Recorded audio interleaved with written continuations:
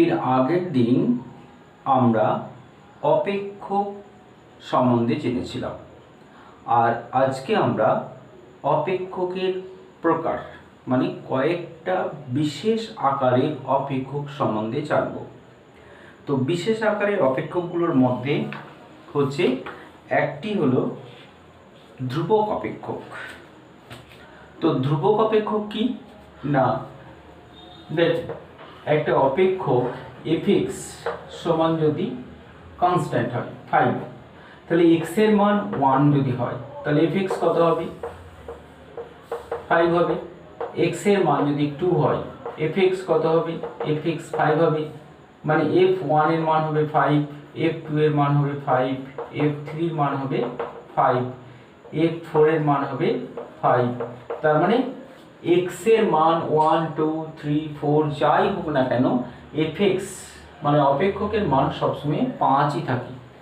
এই অপেক্ষকটাকে বলা হয় ধ্রুবক অপেক্ষক।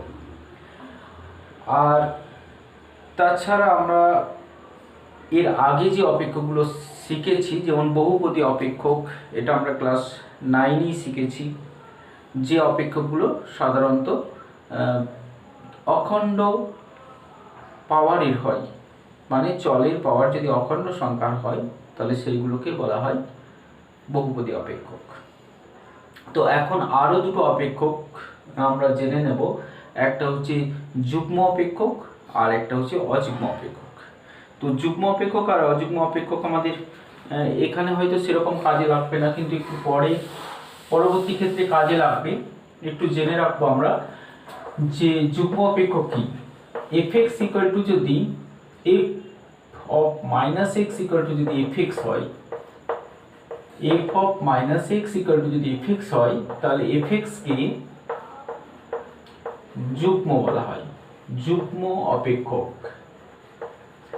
যেমন ধরো যুগ্ম অপেক্ষক, যেমন ধরো fx ইকুয়াল টু হচ্ছে f অফ মাইনাস x, যেমন ধরো fx ইকুয়াল টু হচ্ছে sin x, তাহলে f অফ মাইনাস x কি পাবো? f অফ মাইনাস x মানে হবে sin মাইনাস x, মানে মাইনাস sin x পাচ্ছি। ও সরি, এটা মাইনাস sin x পেলাম। তাহলে এর সঙ্গে আমরা এটাও জেনে রাখছি যে f অফ মাইনাস x সমান যদি মাইনাস fx হয়, তাহলে fx কে অযুগ্ম অপেক্ষক বলি, অযুগ্ম অপেক্ষক বলি। fx কে অযুগ্ম বলা হবে যদি f অফ মাইনাস x সমান মাইনাস। তাহলে এখানে কি হলো দেখো, f অফ মাইনাস x সমান sin x, sin x মানে fx, তাহলে মাইনাস fx পেলাম। তাহলে কি পেলাম আমরা? f অফ মাইনাস x মানে মাইনাস fx। তাহলে fx টা কি হয়ে গেল এখানে? এখানে fx টা হয়ে গেল অযুগ্ম অপেক্ষক, অযুগ্ম অপেক্ষক। ঠিক আছে।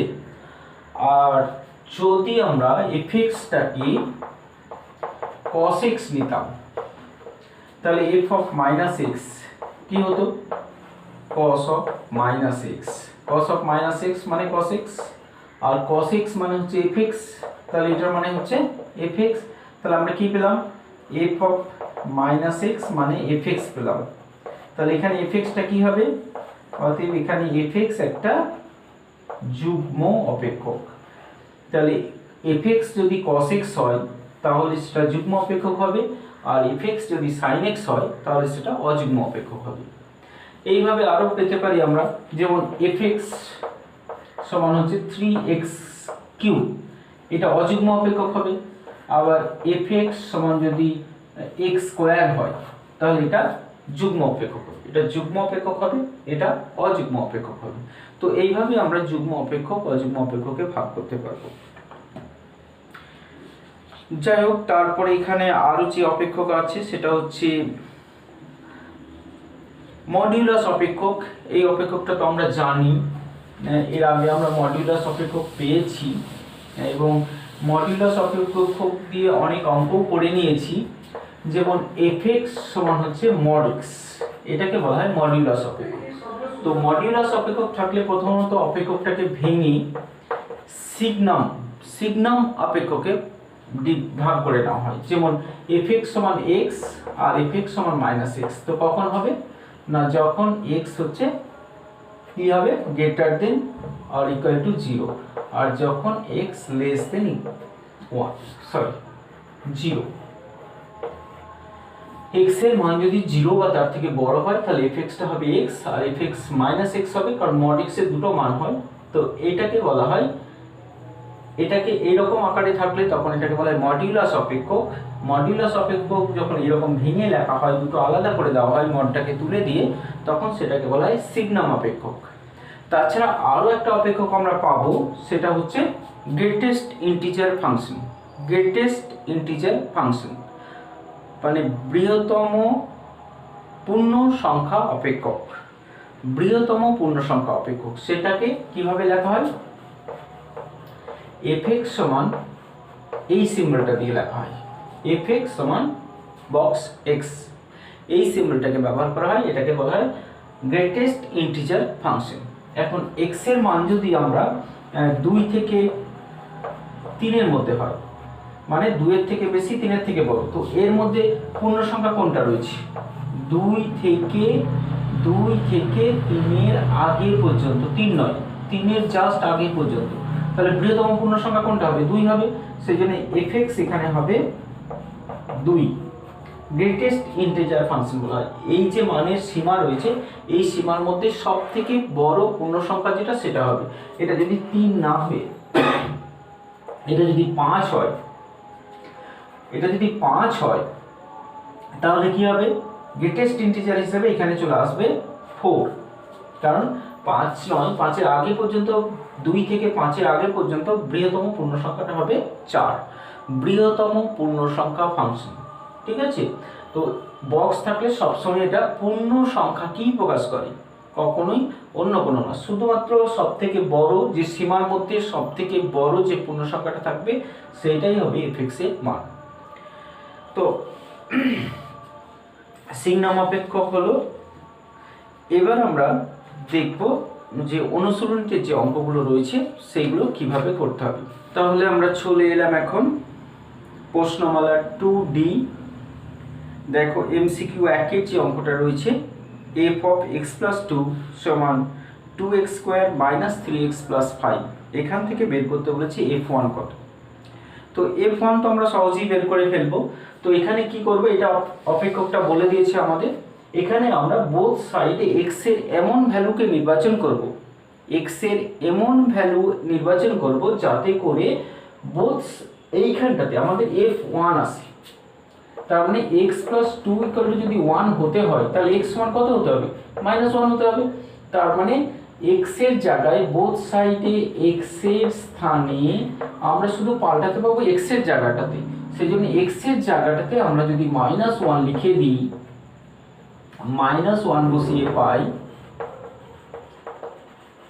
বোথ সাইডে আমরা x এর জায়গাতে -1 বসিয়ে দেবো। -1 বসিয়ে দিলে আমরা এদিকে কি পাবো, এদিকে f1 পেয়ে যাব, আর ওদিকে x এর জায়গাগুলোতে আমরা -1 বসিয়ে দেব, -3 × -1। এরকম আমরা অপেক্ষকের এরকম অঙ্কগুলো আমরা কিন্তু এর আগে করেছিলাম ক্লাস 9-এ, একটা বহুপদী সংখ্যামালা বলে একটা চ্যাপ্টার ছিল ওখানে। তাহলে এটা হচ্ছে 2 + 3 + 5, তার মানে 8, 10। এটা f1 এর মান হবে 10, ঠিক আছে। তারপর দেখো 2 নম্বরটা fx বলে দিয়েছে, fx সমান বলে দিয়েছে, fx 2 নম্বর, fx সমান কি বলে দিয়েছে না 4⁴x, 4⁴x।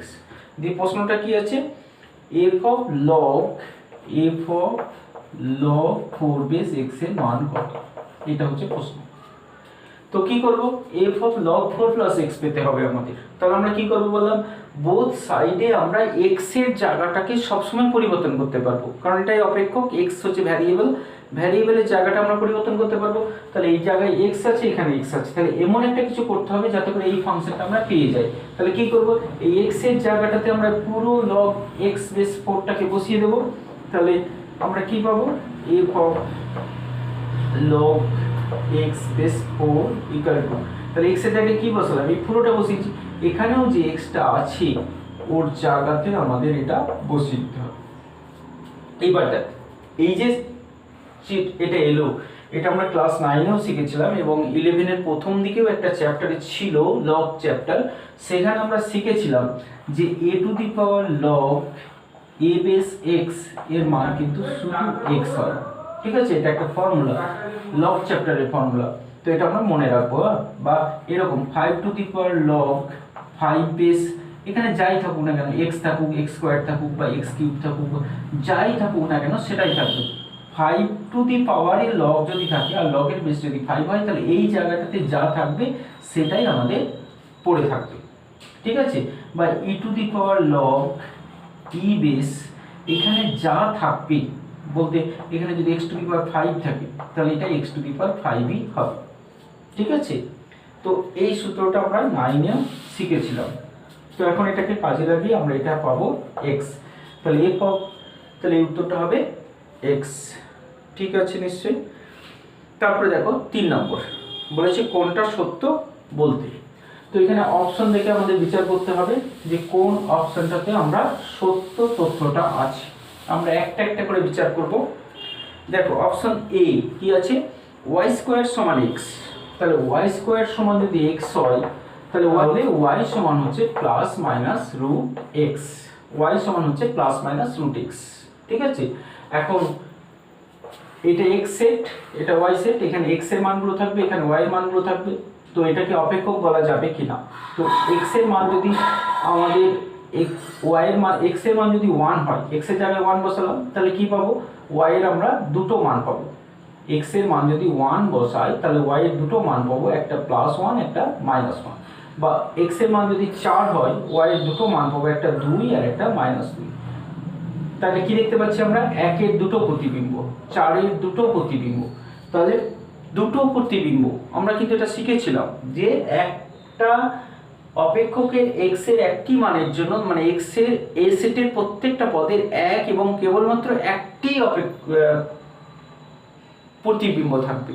তো একাধিক প্রতিবিম্ব থাকলেও হবে না, আবার কোনো প্রতিবিম্ব না থাকলেও সেগুলোকে অপেক্ষক বলা হবে না। তাহলে এটার উত্তর কি হলো? এটা নিশ্চয়ই অপেক্ষক নয়। তাহলে বি তে কি আছে?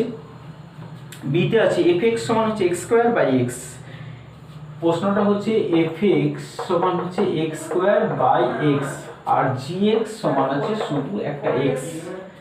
তো প্রশ্নটা হচ্ছে অভিন্ন অপেক্ষক কিনা।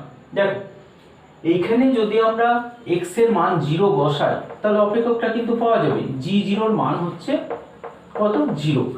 f0 এর মান কত হবে? f0 এর মান হবে 0/0। তো 0/0 মানে অসংজ্ঞাত, তাহলে 0 এর জন্য দুটো অপেক্ষক সমান হচ্ছে না। তাহলে এই একটি মাত্র কারণে অপেক্ষক দুটো কিন্তু সমান নয়, মানে অভিন্ন নয়। শুধু 0 ছাড়া কিন্তু প্রত্যেকটা মানের জন্য দুটো অপেক্ষক একই হবে। 0 ছাড়া যে কোনো মানের জন্য অপেক্ষক দুটো অভিন্ন। কিন্তু 0 যেহেতু 0কে ওরা বাদ দিয়ে দেয়নি, সব মানের জন্য বলেছি, তাহলে অপেক্ষক দুটোকে আমরা অভিন্ন বলতে পারি না। তাহলে 2 নম্বর অপশনটাও সত্য হলো না। এখন 3 নম্বরটা দেখো, x কে y এর একটি অপেক্ষক। দেখো এখান থেকে যদি আমরা x বের করে নিই তাহলে x এর আমরা একটাই মান পাবো, মানে x এর একটা মানের জন্য y এর একটি মাত্র মান পাবো, তার মানে এটাকে আমরা অপেক্ষক বলতে পারবো। আর d তে আমরা যদি দেখি fx দেওয়া আছে f(-2), তো x এর f(-2) মানে হচ্ছে x এর মান -2, তাহলে x এর জায়গাতে আমরা যদি -2 বসাই তাহলে কত পাবো? দেখো fx সমান দেওয়া আছে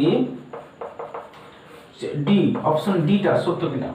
আমরা তো পেয়ে গেছি সত্যটা, উত্তর আমরা পেয়ে গেছি, কিন্তু ডিটাকেও আমরা একটু দেখে নিচ্ছি, ডিটাকেও অপেক্ষক বলা যাবে। ডিটাকে কি বলেছে? মানের অস্তিত্ব আছে কিনা। তো আমরা কি দেখব? x square plus 4x minus 1। এখন f(-2) বের করতে বলেছি, তাহলে x এর জায়গায় আমরা -2 বসাবো। তাহলে -2 বসালে কি পাচ্ছি? 4 -8 -1, তার মানে √/-5। এই রুটের মধ্যে নেগেটিভ আসা, এটা আমরা জানি, শিখেছিলাম। রুটের মধ্যে নেগেটিভ থাকলে তাকে কি বলা হয়? অবাস্তব সংখ্যা, ইমাজিনারি নাম্বার। তো এটা বাস্তব হচ্ছে না, তাহলে এটা কোনো বাস্তব অপেক্ষক নয়। ঠিক আছে, তাহলে ডিটা উত্তর নয়। তাহলে উত্তর পেলাম আমরা সি।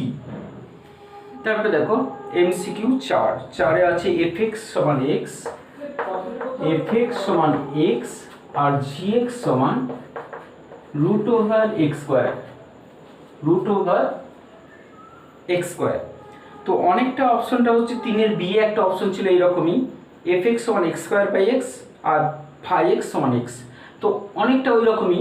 তো এখানে প্রশ্নটা যদিও আলাদা আছে, তো এই অপেক্ষকগুলো অভিন্ন কিনা দেখ ভালো করে। এখানে আমরা এক্স পাচ্ছি আর এখানেও আমরা যদি বর্গমূল করে নিই, মানে রুটটাকে যদি তুলে দিই, তাহলে এখানেও এক্স পাবো। তাহলে আপাত দৃষ্টিতে মনে হতে পারে অপেক্ষক দুটো সমান, যেটা 3-এরটাতেও ছিল। আমরা x square by x, x এক্সে কেটে দিলে অপেক্ষক দুটো, এটাও এক্স হচ্ছে ওটাও এক্স হচ্ছে, তার মানে আপাত দৃষ্টিতে মনে হচ্ছে অপেক্ষকগুলো অভিন্ন, কিন্তু এই অপেক্ষকগুলো কিন্তু অভিন্ন নয়। যদিও এখানে প্রশ্নটা আলাদা আছে, প্রশ্নটা আছে কি শর্তে এটা অভিন্ন হবে, কি শর্তে অভিন্ন হবে। তাহলে অভিন্ন হওয়ার শর্তটা কি হবে না, আলাদা কোথায় হয়ে যাচ্ছে ভিন্ন। যেমন 3-এর বিতে যে প্রশ্নটা ছিল, ওই প্রশ্নটাও করতে পারতো এইভাবে যে কি শর্তে অভিন্ন হবে। সেখানে আমরা বলতাম যে এক্স নট ইকুয়াল টু 0, এই শর্তে অপেক্ষক দুটো অভিন্ন। কথাটা কার জন্য বললাম, 3-এর বিতে যে অপশন দুটো ছিল অভিন্ন হওয়ার শর্ত, ওখানে আমরা বলতে পারতাম যে এক্স 0 না হলে অপেক্ষক দুটো অভিন্ন। তো এখানে আমরা সেই রকমই একটা শর্ত খুঁজে বের করব, যার জন্য অপেক্ষক দুটো ভিন্ন হচ্ছে, সেই জায়গাটাকে আমরা বাদ দিয়ে দেব। তো কি জন্য, এটা রুট আছে, তো রুট থাকার মানে কি, আগে এটা আমরা খুঁজবো যে রুটের অর্থটা কি।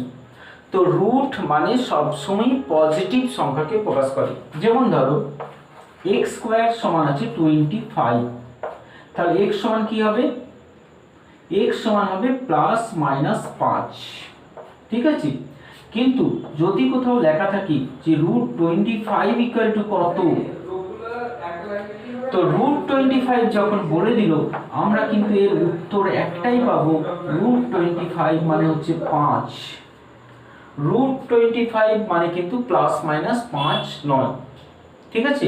√25 মানে অনলি 5, কারণ রুট সর্বদাই পজিটিভ নাম্বারকেই প্রকাশ করে। তেমনি এখানে আমরা যদি রুট দিয়ে লিখতে চাই, তাহলে এইভাবে লিখতে হবে, √25 মানে হচ্ছে +-5। এইভাবে রুট উঠে যাওয়ার আগেই প্লাস থেকে যাবে। যাই হোক, তাহলে এখানে রুট আছে মানে কি, সবসময় পজিটিভ। এক্স এর মান আমরা মাইনাস প্লাস যাই বসাই না কেন সবসময় পজিটিভকে প্রকাশ করবে, কিন্তু এখানে এক্স এর মান নেগেটিভ হয়ে গেলে নেগেটিভ হবে, পজিটিভ হলে পজিটিভ হবে। তাহলে দুটো কোথায় পার্থক্য হচ্ছে, নেগেটিভ মানের জন্য এটা আলাদা হয়ে যাচ্ছে। এটা যদি -1 বসাই, তাহলে এক্স এর এটা -1 হয়ে যাবে, এফ এক্স হচ্ছে -x, এফ অফ -1 এ কত হচ্ছে, এটা -1 হবে, আর জি অফ -1 এ কত হবে, এটা 1 হবে। তার মানে নেগেটিভ সংখ্যা, এইভাবে যে কোনো নেগেটিভ সংখ্যার জন্য কিন্তু ফাংশন দুটো আলাদা হয়ে যাচ্ছে। তাহলে বলেছে কি শর্তে অভিন্ন হবে, তাহলে নেগেটিভ না হলেই অভিন্ন হবে, যে কোনো পজিটিভ সংখ্যার জন্য দুটোই সমান হবে। তাহলে এখানে আমরা কি বলবো, যে এক্স এর মান যে কোনো ধনাত্মক সংখ্যার জন্য অভিন্ন। দেখো কোন অপশনে মিলছে, যে কোনো ধনাত্মক সংখ্যা, এমনকি 0 হতে পারে, 0-র জন্য দুটো সমান হচ্ছে। তাহলে 0 টু ইনফিনিটি কোথায় রয়েছে, 0 টু ইনফিনিটি, এই অপশনের জন্য অপেক্ষক দুটো সমান হবে, মানে অভিন্ন হবে। দেখো কোন অপশনে মিলবে। তারপরে 5-এরটা এফ(x) দেওয়া আছে, এটা তো করতেই পারবে। 5, 6, 6 এফ অফ x - 1 থেকে fx বার করতে বলেছে। 6-এরটা দেখো একটু, এফ অফ x - 1 সমান দেওয়া আছে 7x - 5। এখান থেকে প্রশ্নটা হচ্ছে fx কত।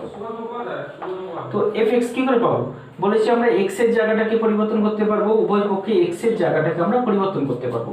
তো x এর জায়গায় কি এমন বসালে পরে এখানে fx পাবো, x - 1 এর জায়গায় x এরকম আমরা বলবো না, আমরা বলবো x এর জায়গায় কি বসালে। তাহলে x এর জায়গায় আমরা কি বসালে আমরা এই জায়গাটাতে x পাবো। তো x এর জায়গায় যদি আমরা x + 1 বসিয়ে দিই, x এর জায়গাটাতে যদি x + 1 বসিয়ে দিই, তাহলে 1 1 কেটে যাবে।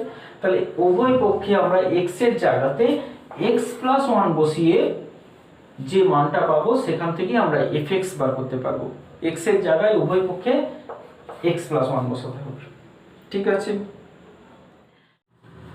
তারপরে দেখো খুব ইম্পর্টেন্ট একটা অঙ্ক, যেটা খুব দরকার, তোমরা এটাকে নোট করে রাখবে, এটা স্টার দিয়ে রাখবে, আলাদাভাবে চিহ্নিত করে রাখবে, কারণ পরবর্তী ক্ষেত্রে আমাদের দরকার পড়বে আবার। তাহলে এখানে বলে দেওয়া আছে 2fx + 3f of -x সমান 15 - 4x। এখান থেকে বের করতে হবে f1 + f of -1 এর মান কত। তো এটাকে আমরা কিভাবে সলভ করব, এখানে আমরা সরাসরি যদি 1 বসিয়ে দিই, তাহলেও কিন্তু এই মানটা পাবো না, কারণ এই 2 আছে 3 আছে এইগুলোকে আমাদের এখান থেকে সরাতে হবে। সেই জন্য এটাকে কী করতে হয়, সলভ করতে হবে, সমাধান করতে হবে। কীভাবে সমাধান করবো দেখো, এখানে আমরা সবসময় যেটা করব, এই উভয় পক্ষে এক্স এর স্থানে মাইনাস এক্স বসিয়ে নেব। তো এইটা আমাদের নোট করতে হবে যে এক্স এর জায়গায় মাইনাস এক্স বসিয়ে আমরা কি পাবো, এফ অফ মাইনাস এক্স সমান প্লাস 3f অফ এক্স এর জায়গায় মাইনাস এক্স বসাচ্ছি, তাহলে এটা এক্স হয়ে যাবে, সমান 15 প্লাস 4x প্লাস হয়ে গেল কারণ মাইনাস এক্স বসাচ্ছি। তাহলে উভয় পক্ষে, এটা 1 নম্বর সমীকরণ, এটা 2 নম্বর সমীকরণ, উভয় পক্ষে আমরা x এর জায়গায় মাইনাস এক্স বসিয়ে এই সমীকরণটা পেলাম। এখন এই দুটোকে সমাধান করে আমরা fx বার করে নেব, কারণ fx পেয়ে গেলে এখানে x এর জায়গায় 1, x এর জায়গায় একবার -1 বসিয়ে এই মান দুটো আমরা পেয়ে যাব। তাহলে এখানে কি করতে হবে, আমাদের fx বার করতে হবে। fx বার করব, এখানে 2 আছে, fx বার করলে কি করব, এই ফাংশনের সঙ্গে এই ফাংশন আমাদের কাটতে হবে, মানে f অফ -x কে আমাদের কেটে বাদ দিতে হবে। তো কি করে বাদ দিতে হয় আমরা সমাধান করতে জানি, তো সমাধান করার জন্য এই দুটোকে যদি আমরা সমান করতে পারি, তাহলে 1 নম্বরকে আমরা 2 দিয়ে গুণ করে নিচ্ছি। তাহলে 1 নম্বরকে যদি 2 দিয়ে গুণ করি তাহলে কি পাবো, 4fx plus 6f of -x সমান 30 মাইনাস 8x, এটা পেলাম। এখন 2 নম্বরকে যদি আমরা 3 দিয়ে গুণ করে নিই তাহলে এই দুটো সমান হয়ে যাচ্ছে না, তাহলে এটাকে 3 দিয়ে গুণ করছি, তাহলে আমরা কি পাবো, 6f of -x plus 9f of x সমান 45 প্লাস 12x। এই দুটোতে যদি আমরা বিয়োগ করে দিই তাহলে কি পাবো, 6xটা কেটে যাবে, তাই না? তাহলে 4fx মাইনাস 9fx মানে -5fx সমান হবে -15 মাইনাস 20x। -5 দিয়ে বোথ সাইডকে ডিভাইড করে দিলে আমরা fx এর মানটা পেয়ে গেলাম, -5 দিয়ে 3 প্লাস 4x, এটা fx পেয়ে গেলাম। এর পরের অংশটা আর আমার বলার অপেক্ষা রাখে না, প্রথমে আমরা f1 বের করে নেব। তাহলে f1 কত হবে, 3 প্লাস 4 7, আর একবার f-1 বের করব, কত হবে, 3 মাইনাস 1 হবে, তাই না? এবার এই দুটোকে যোগ করে দিলেই আমাদের উত্তর চলে আসবে। ঠিক আছে, এটা শেষ করবে নিজে। তারপরে দেখো 8-এর একই প্রশ্ন আছে, 8-এর প্রশ্নতে f0 বের করতে বলেছি, তো এটা তাহলে নিজে করবে। f0 যদিও সরাসরি 0 বসিয়ে দিলেই আমাদের হয়ে যাবে, বোথ সাইডে x এর জায়গায় 0 বসালেই আমরা f0 পেয়ে যাব। ঠিক আছে, তারপর দেখো 9-এরটা, দুটো অপেক্ষক দেওয়া আছে, একটা fx দেওয়া আছে, একটা phi x দেওয়া আছে, দিয়ে প্রশ্নটা আছে কি f অফ phi 3 এর মান কত। তো প্রশ্নটার দিকে তাকিয়ে আমরা একটু ভাবি, এই ভাবনাটা কিন্তু আমাদের দরকার, কারণ অঙ্ক করতে হলে ভাবনাটা একটা চিন্তা, এই চিন্তা ভাবনা করে যদি অঙ্কগুলো করি তাহলে বুঝতে পারবো যে কী করতে হবে। আমাদের সবসময় ভাবনাটাকে এমনভাবে ঘোরাতে হবে যে কোন জায়গাতে কি কোন ফর্মুলা ব্যবহার করব সেইটা ঠিকঠাক করতে পারলেই কিন্তু আমরা পেয়ে যাবো, আর তার জন্য একটু ভাবনার দরকার। দেখো এখানে প্রশ্নটা দেখো, আমরা এইভাবে ভাববো যে f অফ phi 3 চেয়েছি, তো আমাদের তো এখানে phi x দেওয়া আছে, তাহলে এখান থেকে আমরা প্রথমে কি করব, phi 3 বের করতে পারবো। তাহলে phi 3 কত হবে, x এর জায়গায় 3 বসালাম, তাহলে 3 স্কয়ার মানে হচ্ছে 9। তাহলে এবার প্রশ্নটা যদি আমরা এইভাবে দেখি যে phi 3 তো 9 হলো, তাহলে আমাদের কি বের করতে হলো যে f অফ phi 3, phi 3 মানে 9, তাহলে প্রশ্নটা কি দাঁড়িয়ে গেল, f9 কত। তাহলে প্রশ্নটা এখন ঘুরে দাঁড়িয়ে গেল x9 কত। তো f9টা আমরা এখান থেকে খুব সহজে বের করতে পারবো। তাহলে f9, তার মানে আমাদের প্রশ্নটা ছিল f অফ phi 3, এই প্রশ্নটা হয়ে গেল f অফ 9। তাহলে f অফ 9 মানে কি হবে, fx যেহেতু এটা হয় তাহলে x এর জায়গায় আমরা 9 বসাচ্ছি, তাহলে বোথ সাইডে বসাতে হবে সেটা, তাহলে বোথ সাইডে x এর জায়গায় আমরা 9 বসিয়ে দিচ্ছি। তাহলে 3 বেস 9, 9 মানে হচ্ছে কি 3 স্কয়ার, তার মানে কি 2 log 3 বেস 3, তার মানে 2 into 1, তার মানে হচ্ছে 2। That's the answer. ওকে, 10 দেখো অপেক্ষকের সংজ্ঞার অঞ্চল চেয়েছি। তো সংজ্ঞার অঞ্চল মানে আমরা জানি, খুব ভালো করে শিখেছি যে এক্স এর মানের একটা সীমানা চাই, যে এক্স এর মান কত থেকে কতর মধ্যে হলে এফ এক্স বাস্তব সংখ্যা পাবো। তাহলে এখানে যদি আমরা একটু তাকিয়ে দেখি, তারপরে ভাবতে হবে, তোমার ভাবনাটাকে একটু পাল্টাতে হবে। তাহলে আমরা কি পাবো? দেখো এফ এক্স সমান কি দেওয়া আছে, আমরা চলে এলাম প্রশ্ন নাম্বার 10-এ।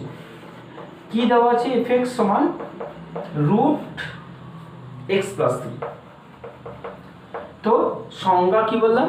সংজ্ঞার অঞ্চল বলতে এক্স এর মানের সীমা বার করতে হবে। এক্স এর মানকে এমনভাবে বসাতে হবে যাতে এফ এক্স এর একটা বাস্তব মান পাওয়া যায়। তো রুট, আমরা তো অবাস্তব সংখ্যাটা জানি, রুটের মধ্যে কি হলে অবাস্তব হয়? নেগেটিভ হলে অবাস্তব হয়। তাহলে নেগেটিভ না হলেই বাস্তব হবে, আর নেগেটিভ না হওয়ার জন্য এক্স এর মান যেগুলো পাবো সেইগুলোই হবে তার সংজ্ঞার অঞ্চল। তাহলে সংজ্ঞার অঞ্চল তাহলে কখন বাস্তব হবে? না, এফ এক্স বাস্তব কখন হবে? বাস্তব হবে যদি এক্স প্লাস 3 এর মানটা greater than or equal to 0 হয়। এক্স প্লাস 3 এর মান greater than or equal to 0, কারণ রুটের মধ্যে যদি 0 বা পজিটিভ সংখ্যা থাকে তাহলেই বাস্তব সংখ্যা হবে, অন্যথায় অবাস্তব। তাহলে কি জন্য হচ্ছে সেটা? না, x greater than equal to -3। তার মানে এক্স এর মান যদি -3 বা তার থেকে বড় হয় তাহলেই এফ এক্স এর মান বাস্তব হবে, অর্থাৎ সংজ্ঞার অঞ্চল হবে এটাই। তাহলে সংজ্ঞার অঞ্চলটাকে আমরা কিভাবে লিখতে পারি? মনে আছে আমরা এইভাবে লিখতে পারি -3, ইনফিনিটি, কারণ এরপরে যতই যাবে তার জন্য, তার মানে এটা ফার্স্ট ব্র্যাকেট, এটা থার্ড ব্র্যাকেট। অথবা এইভাবে লেখা হতে পারে -3, মনে পড়ছে এই লেখাগুলো, -3x লেস দেন ইনফিনিটি। এইভাবে আমরা হয় উত্তর আমাদের এটা হতে পারে, উত্তর এটা হতে পারে, সেটা অপশনের সঙ্গে মিলবে সেটা। সেই জন্য আমাদের দুরকমই কিন্তু জানতে হবে। এটাকে বলা হয় ইন্টারভেল আকার, অন্তরাল আকার বা ইন্টারভেল আকার, আর এটাকে বলা হয় সীমাবদ্ধ আকার। হ্যাঁ, সীমাবদ্ধ আকার আর অন্তরাল আকার। তো যেটা আমাদের প্রয়োজন, দুটোই প্রয়োজন, যখন যেটা প্রয়োজন পড়বে তখন সেটা লিখতে হবে। ঠিক আছে, তাহলে আজকে এই পর্যন্তই হলো, বাকিটা পরের দিন করবো আমরা।